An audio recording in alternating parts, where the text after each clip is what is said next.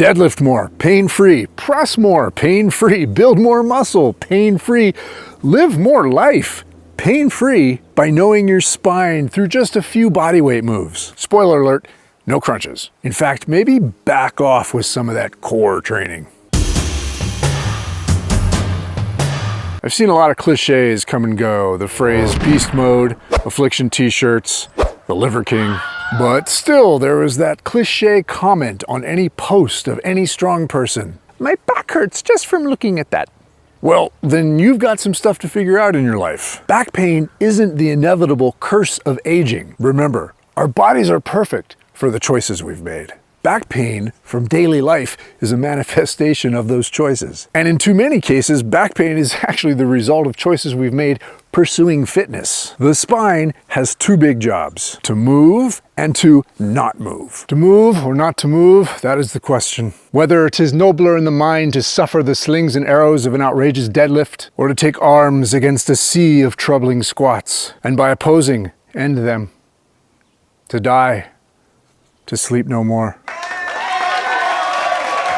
But we often overlook the spine to focus on the distal bits. We're trying to move something or ourselves out here, so the foundation is easily ignored. We can strengthen the spine and therefore everything by understanding the bookends of the spine. And the movements we're going to talk about in a minute are how to do that. And here's an example. If you have a solid plank, you have a much better overhead press. In fact, you'll have a much better deadlift too, even though the spine shape is a little bit different for both. Why?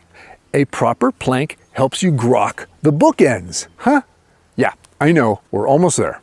Back strength and safety, a quick tutorial. For unloaded, grass-fed, free-range movement, let's look at the arch and the hollow. These are the two ends of the spectrum of spinal movement, and they make you into a parentheses. I teach 3 ways of exploring this, but with a handful of different movements: upright, parallel to the ground, and hanging. But finding the arch hollow in all these positions requires the same lessons and awareness. What are the shoulders doing? What are the hips doing? Hips and shoulders, you get those down, movement comes much easier. Those bookends of the spine, are you aware of them? Can you control them? Can you direct them? Because that's ultimately pain-free movement. I'm going to put this down now. For now, I'm swinging my body. My feet are staying mostly in the same place. That's because it's all from the hips and shoulders. And that's pretty important. Here's where it gets even more exciting.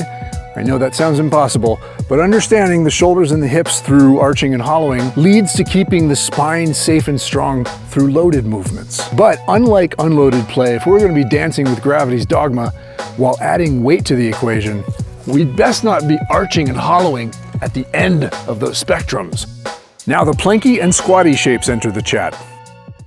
If I'm going to be hinging, like a deadlift or a squat or a good morning or a swing or a jump, I want to covet what we call the squatty shape, a powerfully supported natural arch, not a flat back, because weird things happen to our awareness when we try to keep a flat back while hinging. But instead, a nice supported natural arch which has a ton of engineering built into it to load safely. Arching beyond that point is where danger lies. So lock it in. Hips and shoulders, which will also bring those abs in. We can see how this works best when it doesn't work. When the shoulders fail, the rest of the spine will usually follow. But when I'm pushing something over my head, then I covet a planky shape, which is indeed a flatter attempt at a back. Because if load is coming down from up high, especially with extended arms, it may behoove us to actively fight against an arched back, because it's gonna wanna flatten it out. That's the planky shape. And how do you learn a powerful flat back? A well-practiced plank, hence the planky shape. And how do I teach a good plank? By first bringing awareness to the arch and hollow. Aha. Whether it's through bird dog, what we call an arch hollow bridge, a hanging arch hollow, maybe a fish roll, maybe standing. And in all the movements, we're trying to find the hips and shoulders. And we may find that we're pretty good at finding one of them, but have a tough time finding the other one.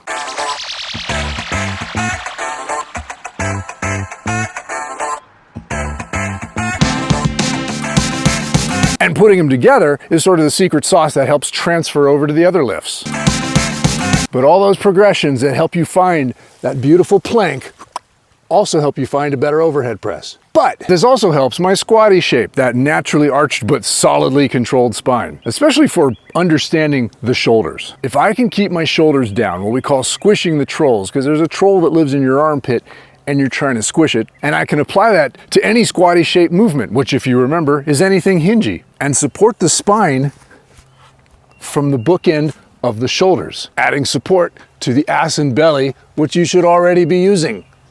Boop. And this is where a bunch of our common vernacular just doesn't work for me. First, core, the center.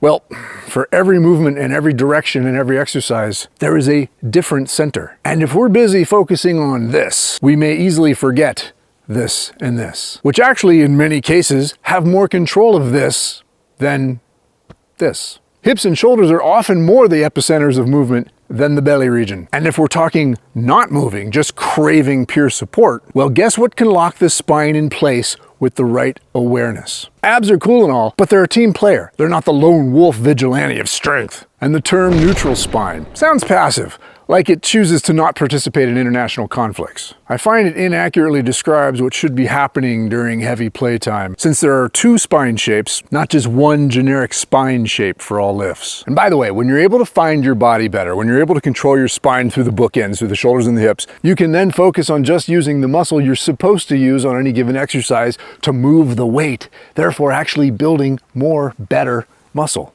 So even if you're just a vanity lifter looking for better looking muscles, stop cheating that shit. Find these. I hope this piques your curiosity a bit about your body and your connection with it. It does take more than an 8-minute YouTube video to dive into the deep end of this. If you'd like to experience yourself and your connection to movement on a deeper level, I do have something for free on my website called the Initiate Program. We explore strength and movement as connection and joy, so maybe it's worth trying. Plus our forums have discussions and longer forms of these videos, as well as live streams every week, and most of that is free as well, so come on over and check it out. Meanwhile, thanks for watching, thanks for inspiring, because you do. In fact, this video exists because of a discussion over on our forums. And remember, as always, you matter. Treat yourself and others accordingly. Bye.